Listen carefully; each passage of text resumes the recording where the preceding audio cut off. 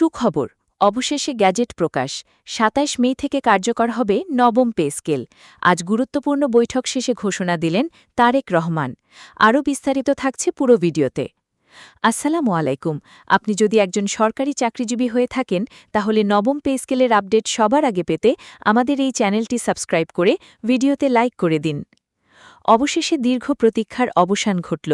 বহুদিন ধরে যে আলোচনা চলছিল, যে প্রত্যাশা লাখো সরকারি কর্মকর্তা কর্মচারী ও পেনশনার পরিবারের মনে আশার আলো জ্বালিয়ে রেখেছিল, আজ তা বাস্তবে রূপ নিল। রাষ্ট্রের সর্বোচ্চ পর্যায়ে টানা ৫ ঘণ্টার গুরুত্বপূর্ণ বৈঠকের পর নেওয়া হল এক যুগান্তকারী সিদ্ধান্ত।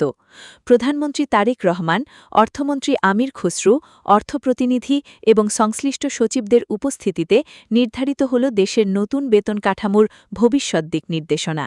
এই সিদ্ধান্ত শুধু একটি প্রশাসনিক ঘোষণা নয়, এটি সরকারি চাকরিজীবীদের জীবনমান, আর্থিক নিরাপত্তা এবং ভবিষ্যৎ পরিকল্পনার সঙ্গে সরাসরি সম্পৃক্ত। দীর্ঘ সময় ধরে কর্মচারীদের দাবি, প্রস্তাব, পর্যালোচনা কমিটির সুপারিশ এবং অর্থনৈতিক বাস্তবতা বিশ্লেষণের পর অবশেষে চূড়ান্ত রূপ পেল নবম পে স্কেল। এখন আর কোনো গুঞ্জন নয়, কোনো অনিশ্চয়তা নয়। সরকারিভাবে প্রকাশিত হয়েছে গ্যাজেট। ২৭ মে থেকে কার্যকর হচ্ছে নবম পে স্কেল। এর মাধ্যমে দেশের সরকারি চাকরিজীবীদের জন্য শুরু হচ্ছে নতুন অধ্যায়। টানা ৫ ঘণ্টা সেই বৈঠক ছিল অত্যন্ত তাৎপর্যপূর্ণ।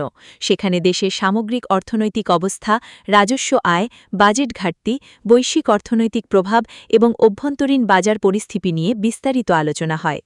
প্রধানমন্ত্রী স্পষ্ট নির্দেশনা দেন, জনস্বার্থ ও কর্মচারীদের ন্যায্য অধিকার যেন সমান গুরুত্ব পায়।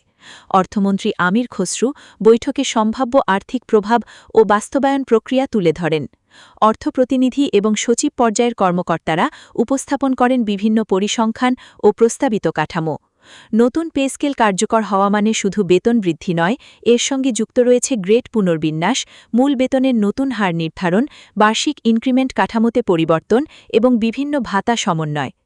সরকারি চাকরিজীবীরা দীর্ঘদিন ধরে যে সম্মিলিত সংস্কারের প্রত্যাশা করছিলেন, এই পে স্কেল তারই প্রতিফলন।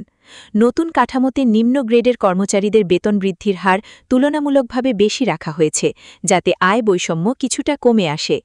একই সঙ্গে উচ্চ গ্রেডের অফিসারদের জন্য দায়িত্ব ও পদমর্যাদা অনুযায়ী সম্মানজনক বেতন নির্ধারণ করা হয়েছে। ফলে পুরো কাঠামোতে একটি ভারসাম্য বজায় রাখার চেষ্টা করা হয়েছে। পেনশনারদের বিষয়টিও গুরুত্ব পেয়েছে। নতুন পে স্কেলের সঙ্গে সামঞ্জস্য রেখে পেনশন পুনর্নির্ধারণের নীতিমালা প্রণয়ন করা হয়েছে।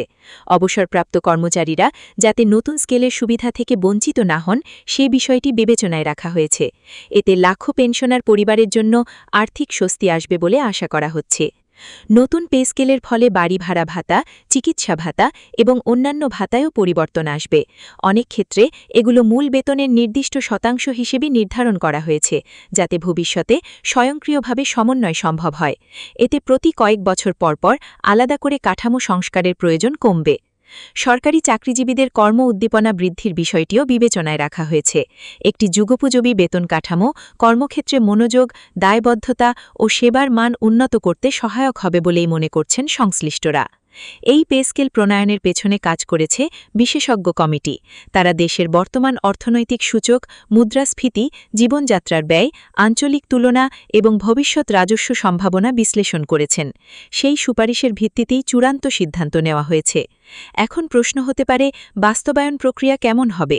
গ্যাজেট প্রকাশের পর সংশ্লিষ্ট মন্ত্রণালয় ও অধিদপ্তরগুলোকে প্রয়োজনীয় নির্দেশনা পাঠানো হবে। হিসাবরক্ষণ দপ্তর নতুন স্কেল অনুযায়ী সফটওয়্যার ও বিল প্রস্তুত প্রক্রিয়া হালনাগাদ করবে। প্রথম কয়েক মাসে কিছু সমন্বয়গত চ্যালেঞ্জ আসতে পারে, তবে সরকার দ্রুত তা সমাধানের আশ্বাস দিয়েছে। এই সিদ্ধান্তের আরেকটি গুরুত্বপূর্ণ দিক হল অর্থনীতির ওপর এর প্রভাব। সরকারি চাকরিজীবীদের আয় বৃদ্ধি মানে বাজারে ক্রয় ক্ষমতা বৃদ্ধি। এতে অভ্যন্তরীণ বাজারে লেনদেন বাড়বে, যা অর্থনৈতিক প্রবৃদ্ধিতে ইতিবাচক ভূমিকা রাখতে পারে। তবে একই সঙ্গে বাজেট ব্যবস্থাপনায় ভারসাম্য রক্ষা বড় চ্যালেঞ্জ হবে। প্রধানমন্ত্রী বৈঠকে স্পষ্ট করে দিয়েছেন, অর্থনৈতিক শৃঙ্খলা রক্ষা করেই এই পে স্কেল বাস্তবায়ন করতে হবে। অর্থমন্ত্রী জানিয়েছেন, রাজস্ব আহরণ বাড়ানো এবং অপ্রয়োজনীয় ব্যয় কমানোর মাধ্যমে অতিরিক্ত আর্থিক চাপ সামাল দেওয়া হবে। নবম পে স্কেল শুধু বর্তমানের জন্য নয়, এটি ভবিষ্যৎ কাঠামোরও ভিত্তি স্থাপন করছে। এতে স্বচ্ছতা, গ্রেডের যৌক্তিকতা এবং দীর্ঘমেয়াদী পরিকল্পনার প্রতিফলন রয়েছে। এটি আধুনিকতার আরেকটি পর্যায়। সেখানে দায়িত্বশীল ও যোগ্য জনা যেমন নির্বাচিত হবে, তেমনি তারা সম্মানের সঙ্গে তাদের দায়িত্ব পালন করতে পারবে। কর্মচারী সংগঠনগুলো ইতোমধ্যে এই সিদ্ধান্তকে স্বাগত জানিয়েছে। তারা বলছে, দীর্ঘদিনের দাবি বাস্তবায়িত হওয়ায় সদস্যদের মধ্যে সন্তোষ দেখা দিয়েছে। তবে বাস্তবায়নের সময় যেন কোনো জটিলতা না হয়, সেই বিষয়ে তারা সতর্ক থাকার আহ্বান জানিয়েছে। পেনশনারদের সংগঠন থেকেও ইতিবাচক প্রতিক্রিয়া এসেছে। তারা আশা করছেন, নতুন কাঠামোতে অবসরপ্রাপ্তদের মর্যাদা ও আর্থিক নিরাপত্তা আরও সুদৃঢ় হবে। সব মিলিয়ে নবম পে স্কেল কার্যকর হওয়া দেশের প্রশাসনিক ও আর্থিক ব্যবস্থায় এক বড় পরিবর্তনের সূচনা। এটি শুধু বেতন বাড়ানোর সিদ্ধান্ত নয়, এটি একটি নীতিগত অবস্থান। সরকার তার কর্মচারীদের অবদানকে স্বীকৃতি দিচ্ছে এবং তাদের জীবনমান উন্নয়নে প্রতিশ্রুতিবদ্ধ। ২৭ মে থেকে যখন এই স্কেল কার্যকর হবে, তখন বহু পরিবারের হিসাব নিকাশ নতুনভাবে সাজানো হবে। নতুন পরিকল্পনা, নতুন সঞ্চয়, সন্তানের শিক্ষা, চিকিৎসা, বাসস্থান সবকিছুতেই ইতিবাচক প্রভাব পড়তে পারে। এই সিদ্ধান্ত ইতিহাসে স্থান নেবে একটি গুরুত্বপূর্ণ অধ্যায় হিসেবে। কারণ একটি দেশের প্রশাসন যত শক্তিশালী ও দক্ষ হবে, ততই সেই দেশ উন্নয়নের পথে এগিয়ে যাবে। আর দক্ষ প্রশাসনের ভিত্তি হল সন্তুষ্ট ও প্রেরণাদায়ী কর্মবাহিনী। অবশেষে যেই প্রত্যাশা এতদিন ধরে ছিল, তা পূরণ হল।